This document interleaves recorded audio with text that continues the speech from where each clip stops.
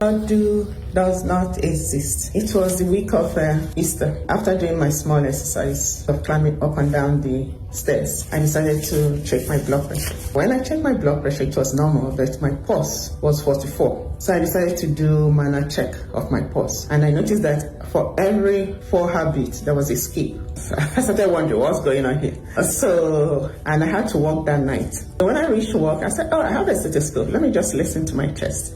I listened to my chest, the same thing was happening. Every 4 heartbeats, there was a skip. So I went to where we call special care nursery, because there I usually listen to a baby's chest with a nurse, and we had skip it. So I asked the nurse to check my pulse, and she did. And she noticed that there was skip it with every 4 heartbeats. So EKG was done. It was unofficial because I was not a patient. The EKG showed multiple premature ventricular contraction. Usually, few premature ventricular contraction is normal for any human being. So, but this one was multiple. I was thinking, what will I do? One of the nurses said, doctor, are you going to ignore this? So I decided that night, around 11 p.m., to go down to the emergency room, and I showed the EKG result to the emergency room doctor. And she looked at it. She said, okay, we're going to do another EKG. That EKG showed the same thing, even worse. And she asked me if I want to check in, that is to be a patient. I thought I still have a patient to see. After seeing my patient, I'm going to think about it. So around 3 a.m., I went down to the emergency room. I told them, okay, I'm here to check in, because I said, today, this morning is Thursday morning, and tomorrow is Good Friday. I'm not sure if I will be able to see my primary care doctor. So I went to the emergency room. They put the cardiac monitor. When I entered that emergency room, it was very quiet. But when the cardiac monitor was placed, it was beeping and beeping. And they were outside watching it. And the doctor came in and asked, you're the one making the noise. And do you have any chest pain? I said, no. Do you have any palpitation? No. Do you have dizziness? No. Are your legs swollen? I said, no. So she said, okay, I'm going to do some blood work and chest x-ray. So she did blood work, she did chest x-ray. The chest x-ray was fine. The blood work has the liver enzyme was a little bit elevated as far as I'm concerned. Nothing concerning to me, but it was concerning to my primary care doctor when I went to see him. That day too, they did the echo, and they called cardiologist. And the cardiologist came, and he told me the result of the echo, that I have a moderate mitral valve regurgitation. I have tricuspid valve regurgitation, and I have pulmonary valve regurgitation. I said to myself, only me. And he asked, he said, have you ever had rheumatic fever before? I said, rheumatic fever? He said, yeah, as a child.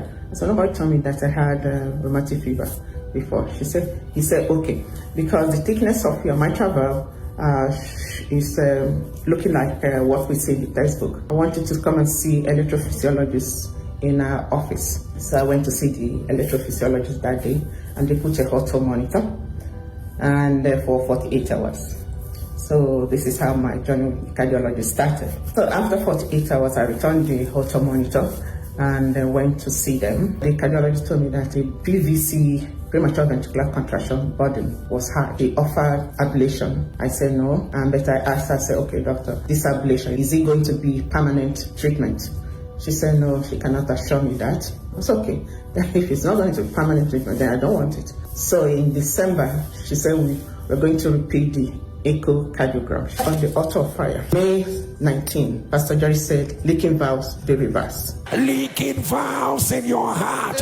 Leaking valves in your heart. If you are the one putting on the live stream, the devil is alive. I announce, let it be reversed.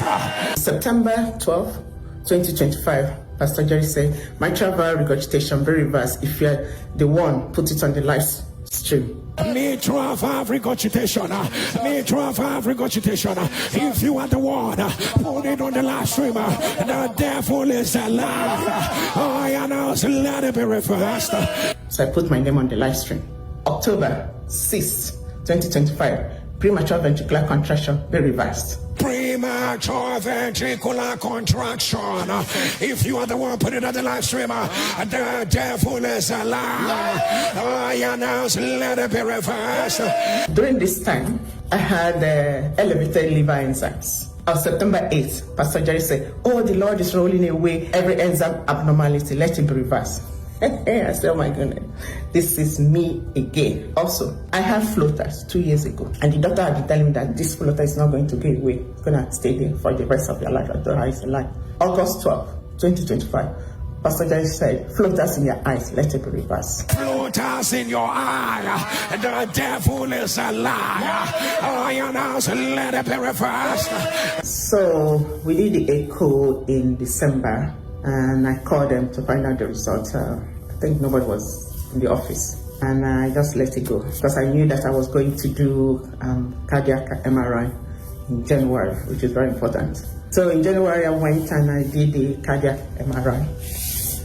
I went to see her. That was on Thursday last week, and she looked happy. They repeated the EKG, and this time the EKG showed occasional premature ventricular contraction. And the cardiac MRI, she told me, showed the tricuspid valve, the pulmonary valve that they said they saw in echo was not there. They didn't see it.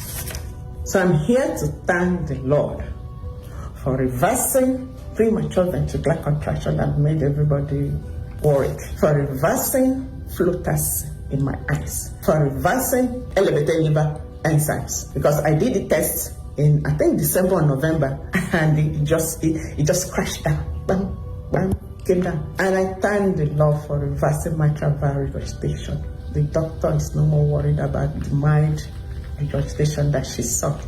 And now she told me that we're not going to do surveillance anymore, so I have to see her in August. I'm so happy. I thank the Lord for all his goodness, for healing me, for reversing all these things from my life, because I didn't know where they were coming from. But the Lord, he knew, and he reversed them. Pastor Jerry, oh my goodness, may the oil on your head never run dry. May God bless you, bless your generation forever and ever.